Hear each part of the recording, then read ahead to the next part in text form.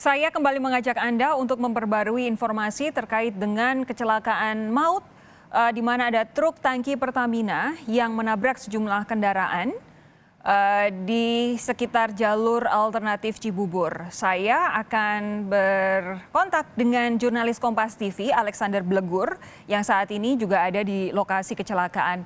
Alexander, selamat malam.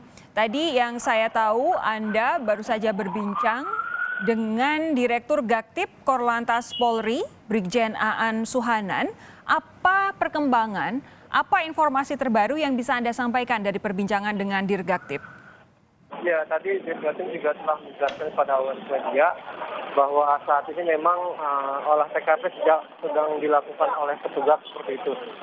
Karena memang kecelakaan yang mengakibatkan satu minibus dan juga beberapa motor ini yang ditabrak oleh mobil tangki dari Pertamina seperti itu, ini mengakibatkan memang terlihat parah dan juga beberapa orang mengalami luka berat dan juga luka ringan seperti itu.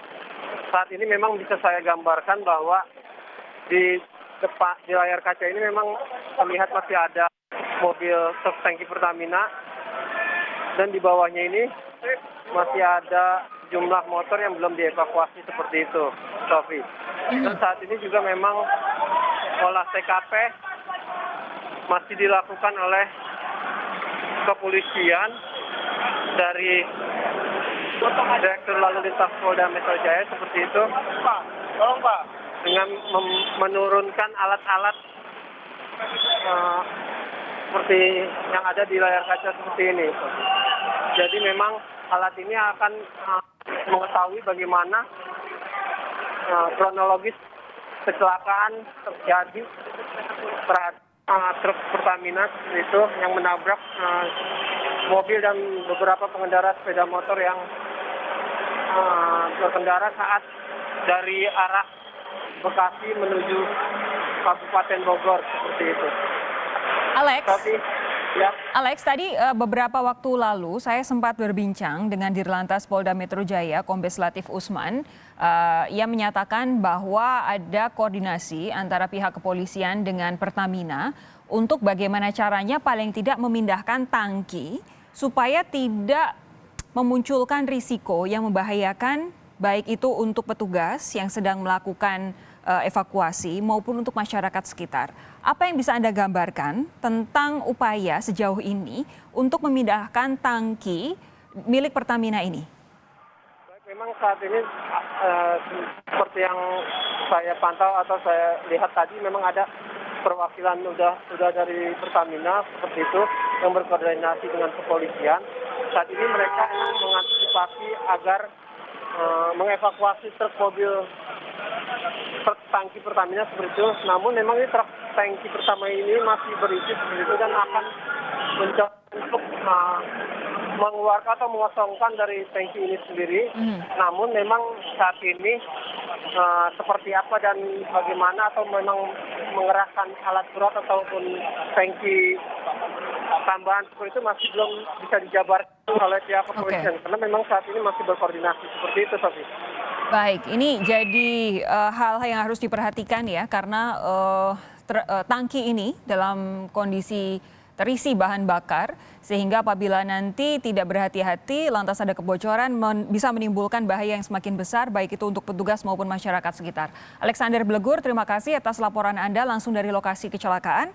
Saat ini saya akan menghubungi jurnalis Kompas TV lain yaitu Ardi Praseno yang sudah bersiap di Rumah Sakit Polri. Ardi, selamat malam. Ya, selamat malam, Sofi. Ardi, apa yang bisa Anda sampaikan setelah tadi salah satu petugas dari Rumah Sakit Polri menyatakan bahwa memang sudah menerima sejumlah jenazah akibat kecelakaan di jalur alternatif Cibubur?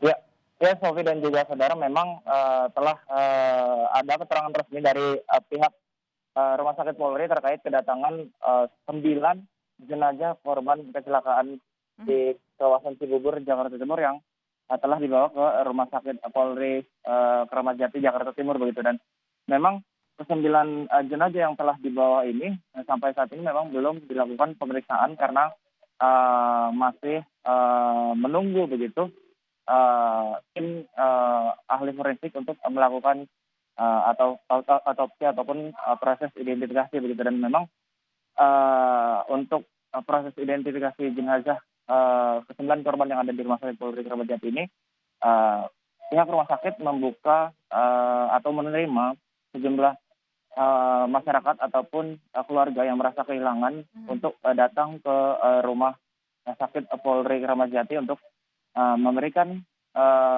sejumlah data-data begitu, baik sidik jari ataupun kartu keluarga ataupun foto semasa hidup korban untuk dicocokkan begitu dengan ke-9 jenazah yang telah dibawa ke Rumah Sakit Polri Kramat Jati untuk nantinya dilakukan proses identifikasi lanjutan begitu. Nah, ini kalau kira-kira proses identifikasi ini akan dilakukan mulai kapan? Kalau sampai dengan saat ini belum mulai pemeriksaannya, Ardi? Ya, untuk proses identifikasi memang tadi masih menunggu tim dokter forensik begitu, dan memang hingga malam ini juga masih belum dilakukan pemeriksaan begitu, dan memang paling lambat untuk proses identifikasi memang dilakukan esok hari begitu, atau setelah tim dari dokter forensik sudah tiba begitu untuk melakukan proses identifikasi begitu. Dan memang selain proses identifikasi juga malam ini memang sejumlah keluarga juga dari korban, dari 9 korban ini juga sudah ada yang datang ke Rumah Sakit Polri untuk mendatangi atau memberikan data-data begitu untuk membantu proses identifikasi jenazah begitu saja. Oke, Ardi, konfirmasi saja, selain ke-9 jenazah, apakah Rumah Sakit Polri juga menerima para korban yang dalam kondisi terluka? Ya, untuk sampai saat ini memang pihak Rumah Sakit Polri Kramat Jati hanya menerima 9 jenazah meninggal dunia begitu dari kecelakaan di kawasan Cibubur begitu. Dan memang dari Rumah Sakit Polri belum menerima jenazah atau korban lain gitu yang mengalami luka-luka untuk dibawa ke Rumah Sakit Polri Kramat Jati. Namun memang apabila nantinya ada kiriman korban yang luka begitu untuk dibawa ke Rumah Sakit Polri, memang tim medis dari pihak Rumah Sakit Polri telah menyediakan sejumlah tempat begitu untuk dilakukan penanganan secara medis begitu terhadap korban-korban yang luka-luka begitu. Ardi Praseno, terima kasih atas laporan Anda dari Rumah Sakit Polri di Jakarta Timur. Sejauh ini memang ada 9 jenazah yang sudah diterima oleh Rumah Sakit Polri di Jakarta Timur. Terima kasih, kami nantikan lagi kelanjutan atau update informasi dari sana. Ardi Praseno, saudara.